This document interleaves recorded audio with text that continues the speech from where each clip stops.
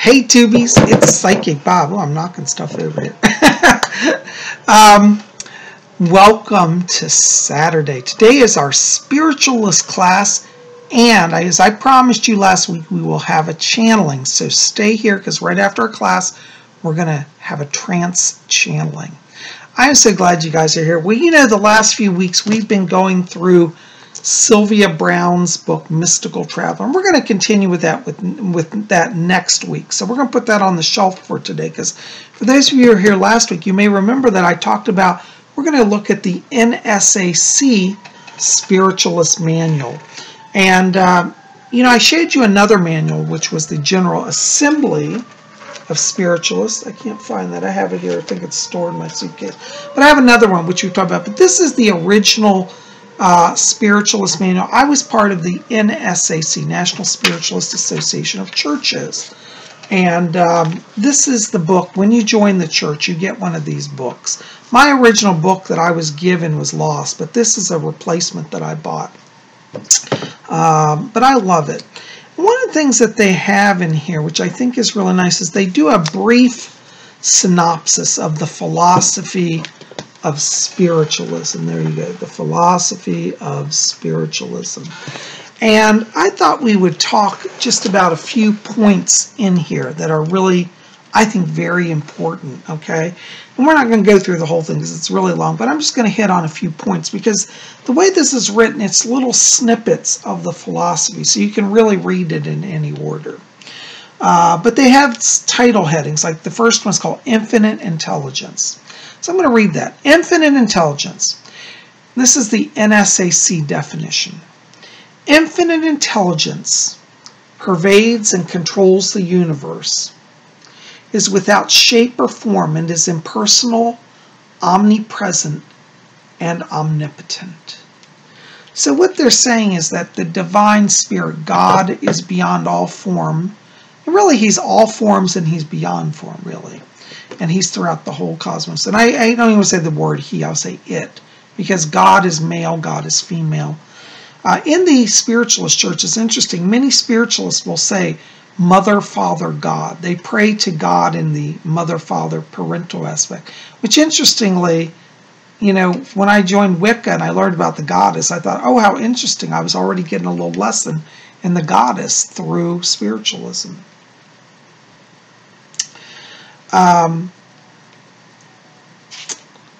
Here's an interesting subject. This is called the spirit, how clothed after death.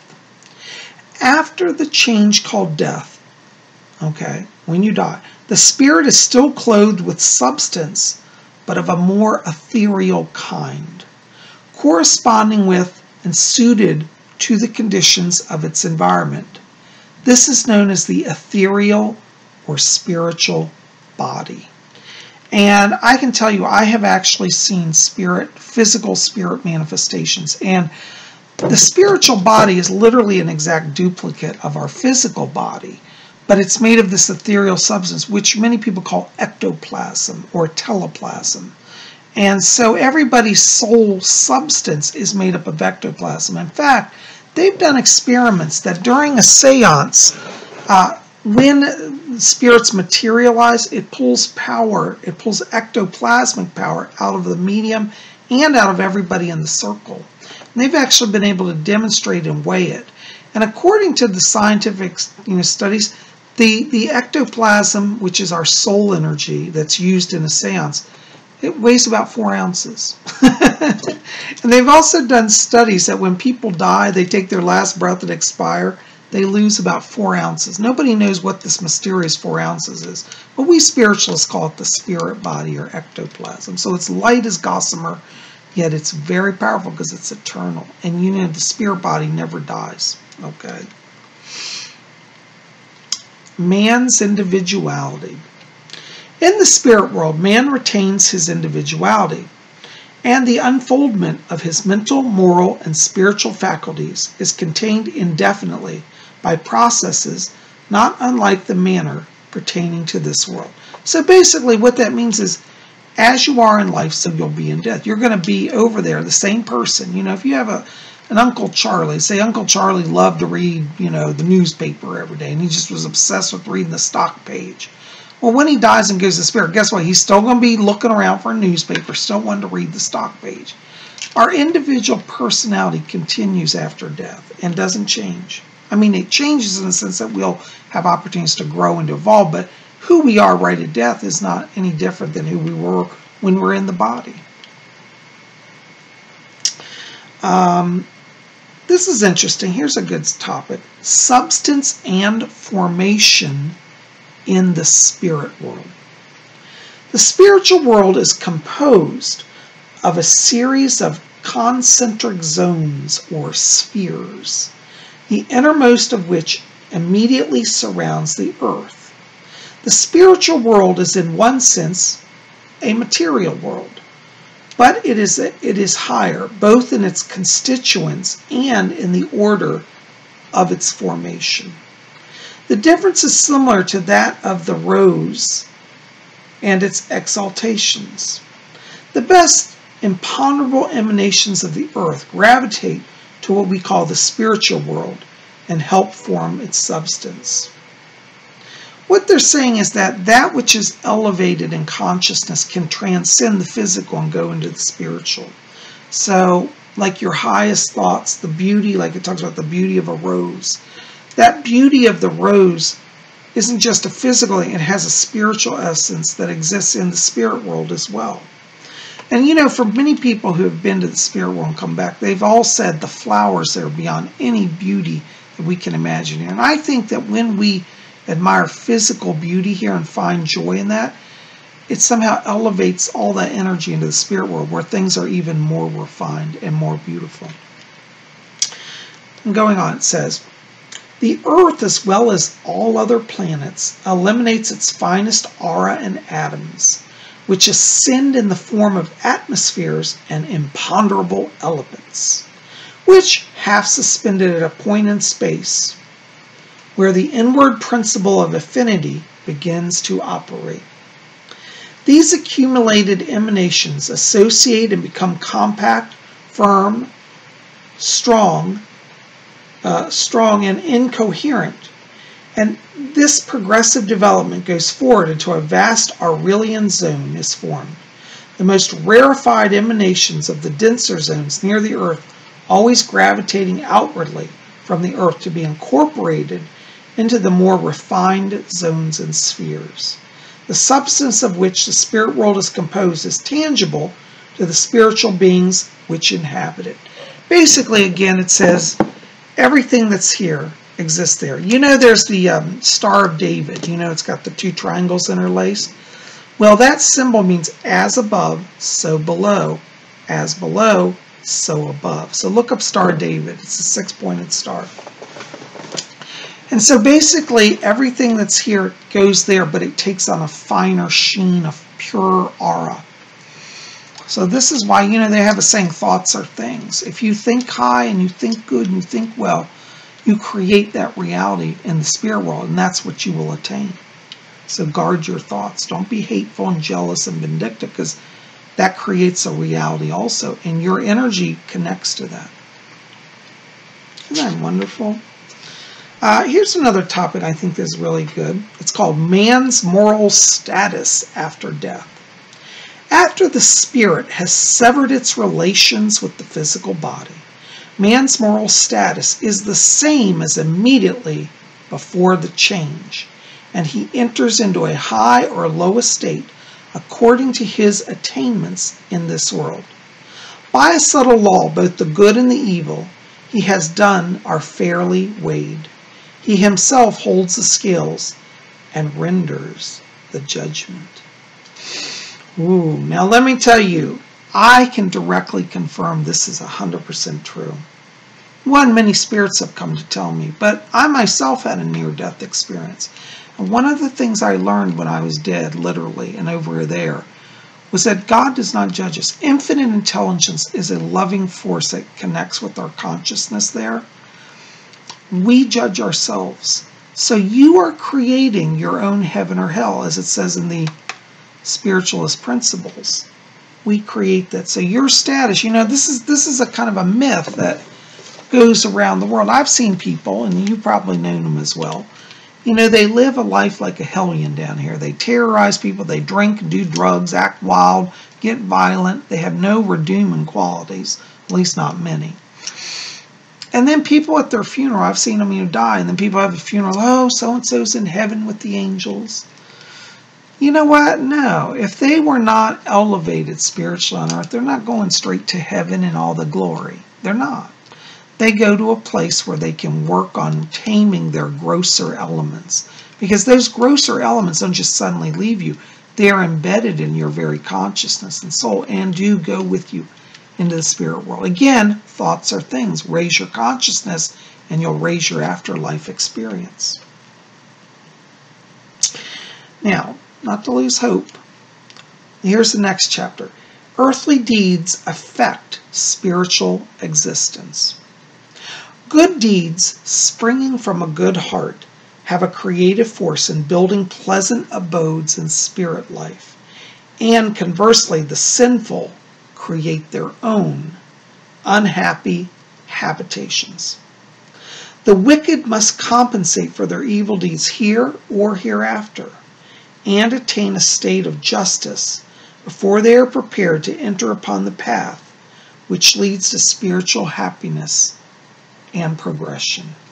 Now let me tell you, this is probably my favorite statement in the whole Spiritualist manual, because you see, again, it goes back to this idea, there's a false idea that, well, everybody dies, they get to go be an angel and be in heaven. No, no, no.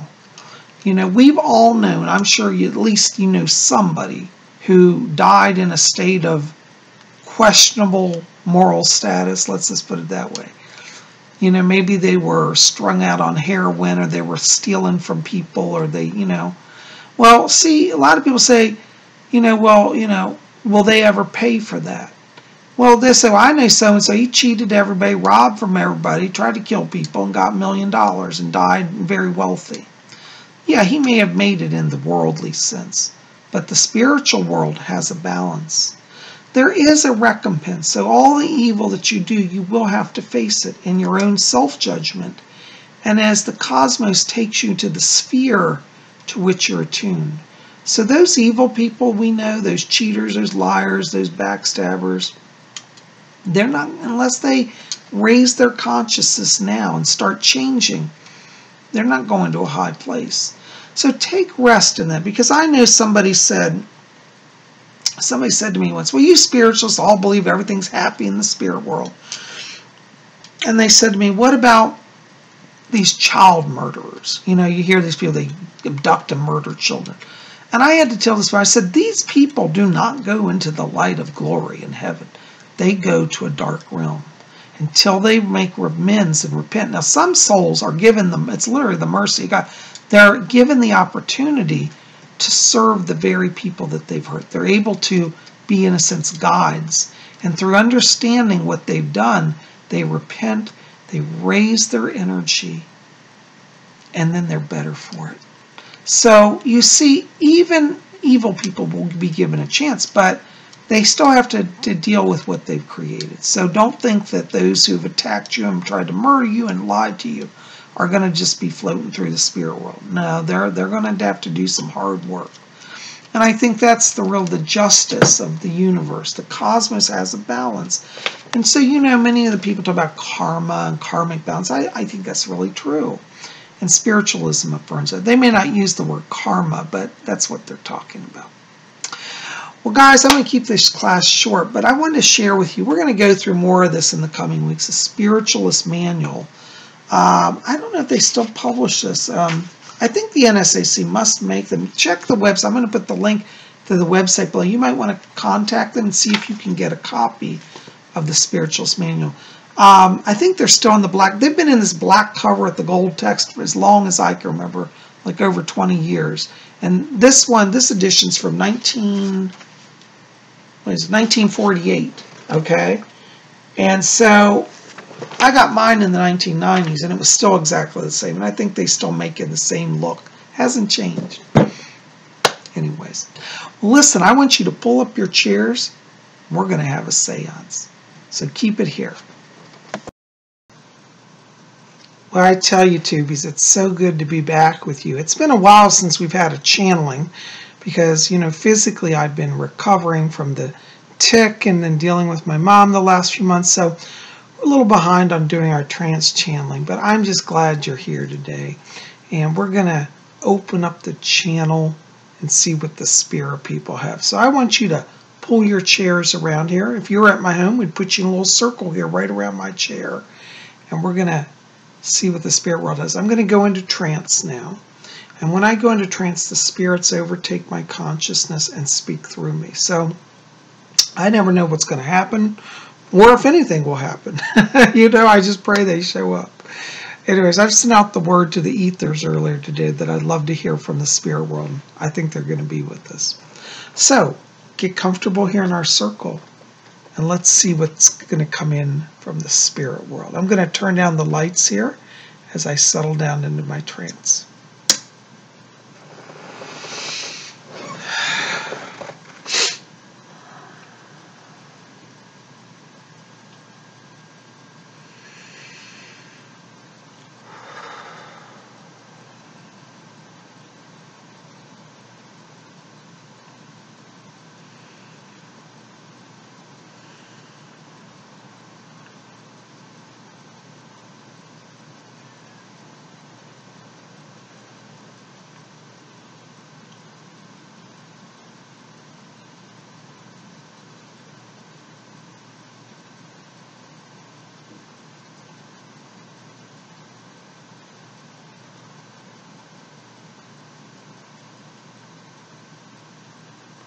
Oh, give us just a moment. We got to raise the power. The medium's vibration's a little weak today. So hold on just a moment while we raise the power.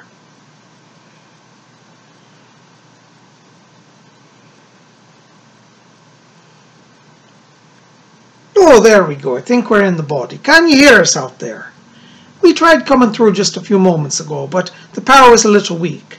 Seems we got to recharge his battery.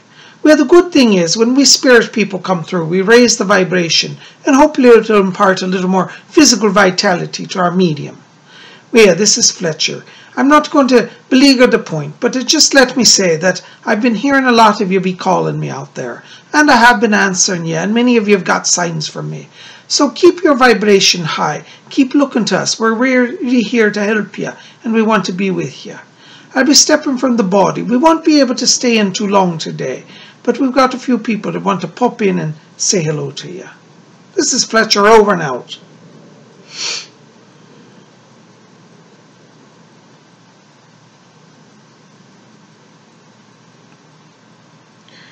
I agree with you, Fletcher. The medium's vibration must be stabilized. I shall step from the body until you strengthen the connection.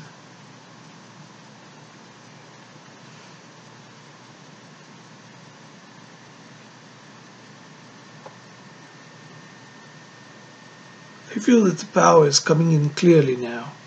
I hope that all of you out there can hear me today. It is very interesting how mediumship works. We must be very careful that when we bring forth our vibration, we do not injure the medium. It affects the nervous system and the brain and the lungs and the heart. All of it is interconnected. If we come through in our full power, we will be like exploding a light bulb that will shatter the medium's body and could lead to death or severe injury. And so we take great care. Fletcher has asked me today to stay with you for just a short while, and I wish to come to tell you today that we over in the spirit world are very pleased with the progress that we're seeing amongst many of you. Many of you have been here studying with this medium, learning about spiritualism, have opened your minds and hearts to our world. And even some of you, even now, can say that you have felt our presence and that we have been able to show you and give you signs. Spiritualism is not so much a religion of faith as much as a practice of truth. The spirit world will be self-evident to those who are open to it. I'm most fortunate in that I had an early beginning with spiritualism. Oh, but I had stayed with it, my life would have turned out much better and far grander than it did. But please understand that do not let my example of waywardness influence you. So many of you have come from wayward conditions yourself, and because you have opened to spirit, you have been set upon a path of freedom and of joy. Many of you here today know what true sorrow and pain is, and you felt the emptiness of wandering in the material world.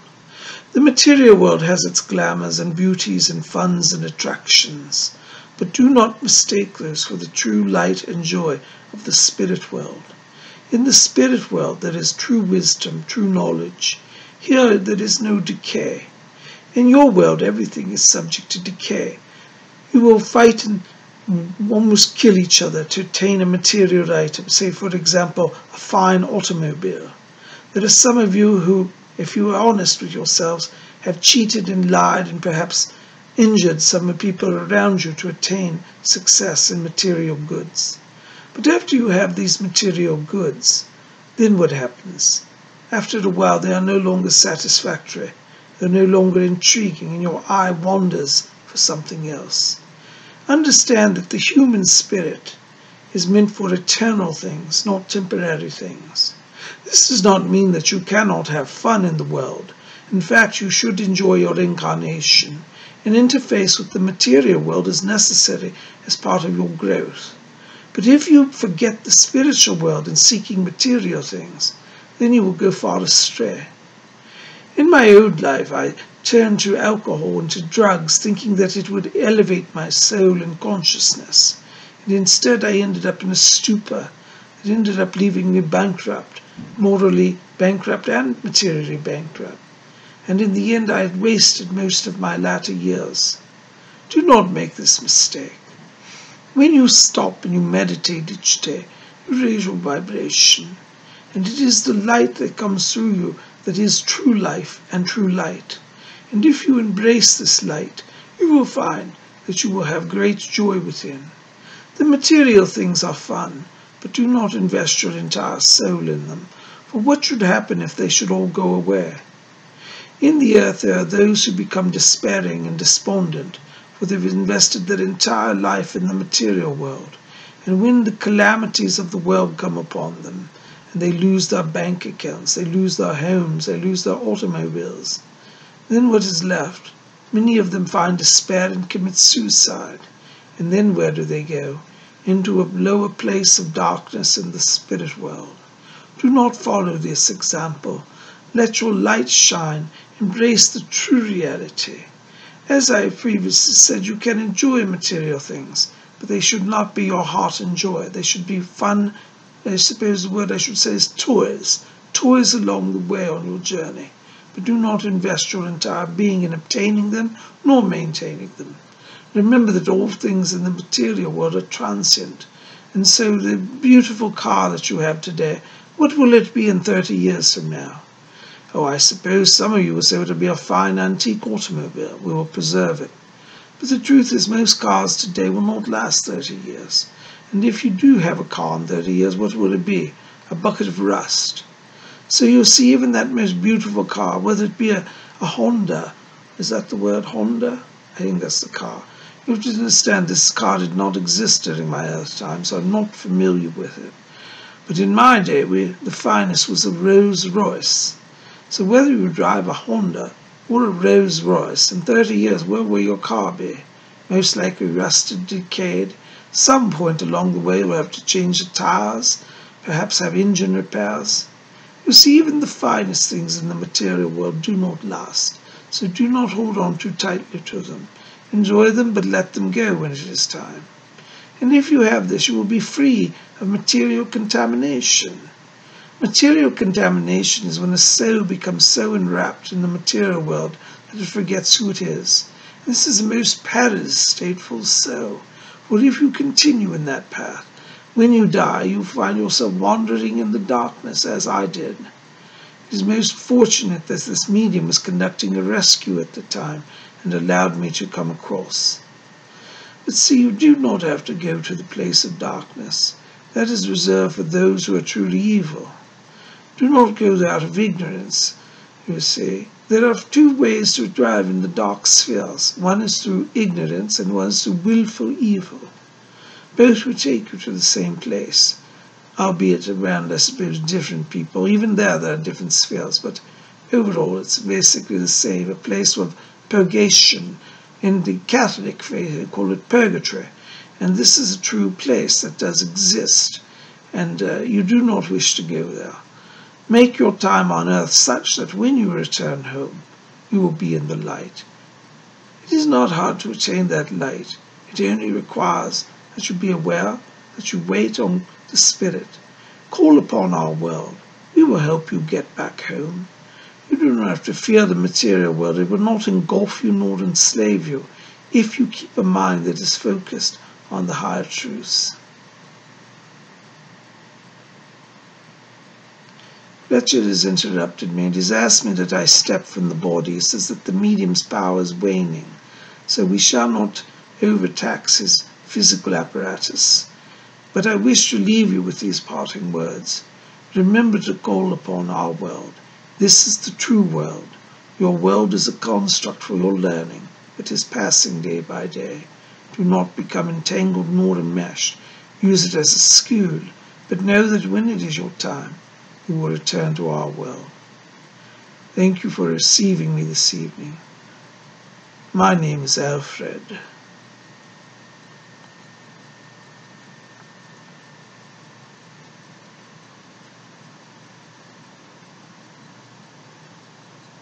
Oh, give us just a moment here. We've got to adjust the medium's vibration.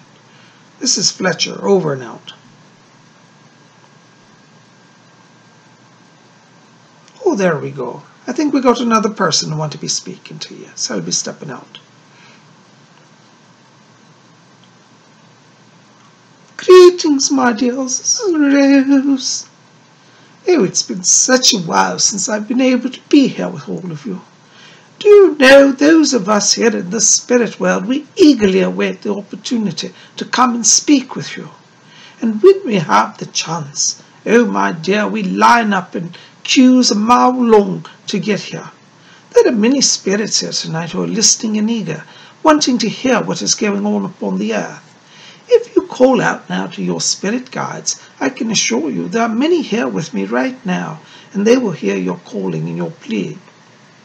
Do not be afraid, as Alfred said, to call upon us. This is what we are here for.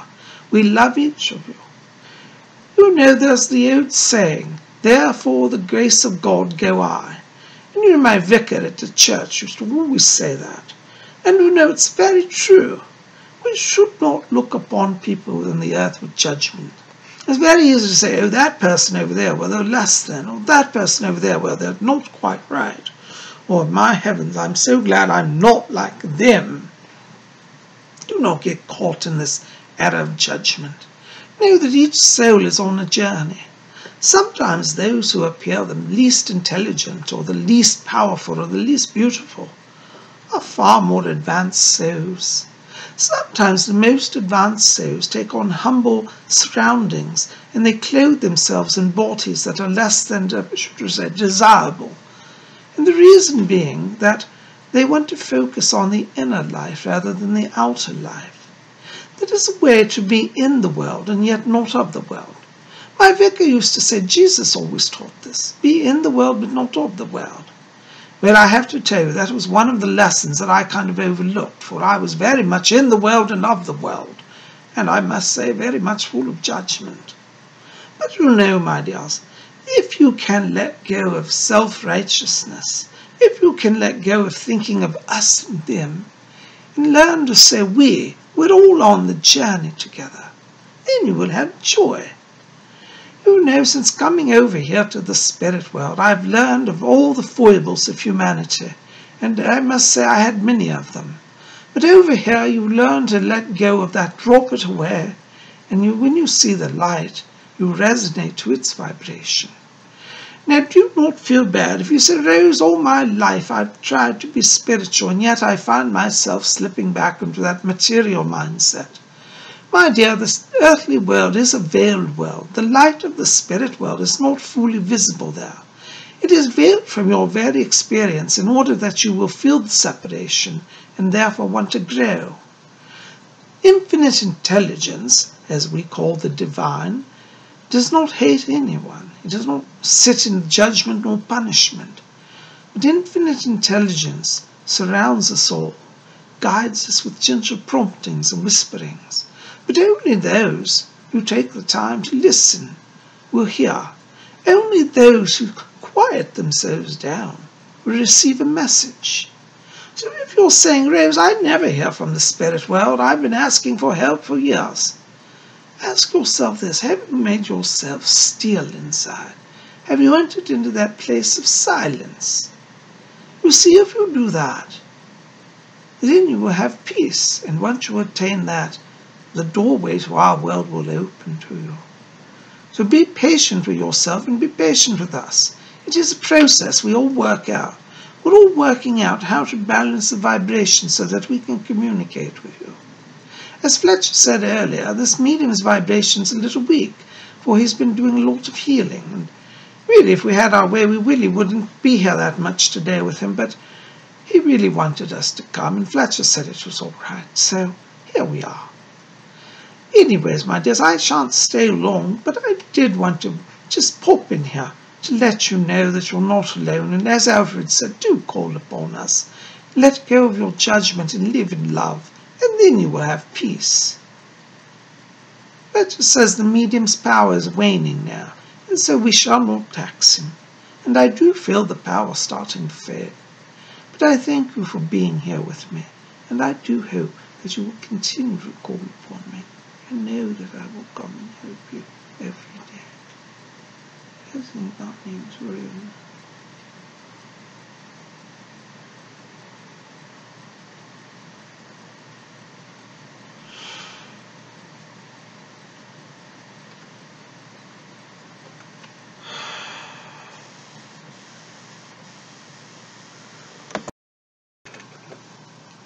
Well, 2Bs, I tell you, I am so thankful for the spirit people. You know, when they channel through me, it just raises my power, and I feel really good this afternoon. Listen, if you've enjoyed today's seance, why don't you help me out? Like this video, favorite it, share it with your friends, hit subscribe, be part of our channel. We do this every Saturday. We have a little class, and then we have our seance. I'm so glad you're here. Listen, also, I want to remind you, for those of you who've been asking, I do have books. Some of you said, Bob, I heard you have books out. Are you published? Yes, I am published. If you pop over to my website at robert-hickman.com, I'll have the link below. You can pick up my books. We got Ouija Mysteries over there about my work with the Ouija board. It's not scary. I think you'll like it. Psyche Bob's Book of Wiccan Wisdom, about my 20 years of Wiccan experience. And this is one of my favorites, Messages from Rose, which is about my work with my spirit guide, Rose. So definitely pop over to my website. Again, the link will be below. And if you want to get onto my schedule, give me a call or write to me. Again, all that information will be below. We'll get you on the schedule for a private session. Private hour is you and me, one-on-one for a full hour. We cover everything past, present, future, you know, your mission, your life themes, your karmic connections. I bring over messages from your spirit guides, messages from deceased loved ones, and I answer all your questions. So we cover a lot in our private sessions, and I would love the chance to be with you guys for a session. So many of you sat with me and you've enjoyed it, I've heard. So anyways, yeah, check out the info below, contact me. You guys are awesome. Well, listen, keep it here. We got more coming. Tomorrow is Sunday. You know what that means? The witching hour. Make sure to be here. I love you guys. Blessings to you. We'll see you back here tomorrow. And until then, may you always blessed be.